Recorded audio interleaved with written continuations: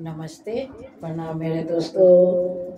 मैं तिलक के गीत गाने जा रही हूँ। अच्छा लगे तो लाइक सब्सक्राइब करिएगा और कमेंट करके जरूर बताइएगा।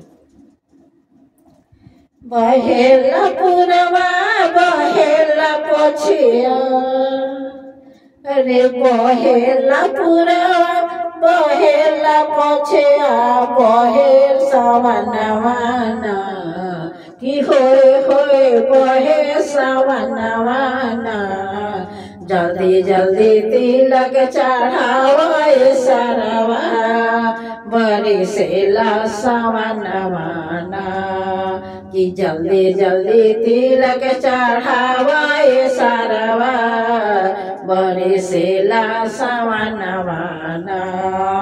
बहेला पुरवा बहेला पोछिया, बहेला पुरवा बहेला पोछिया, बहे सावनवाना कि होए होए बहे सावनवाना। कि जल्दी जल्दी तिलक चढ़ावे सरवा, बरिसेला सावनवाना कि जल्दी जल्दी तिलक चढ़ावे सरवा, बरिसेला सावनवाना।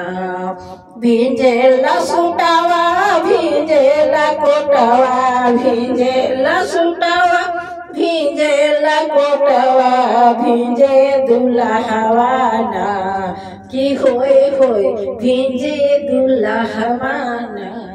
कि जल्दी जल्दी तिलक चढ़ावे तिलकहरू, बरिसेला सावनवाना कि जल्दी जल्दी तिलक चढ़ावे सरवा, बरिसेला सावनवाना।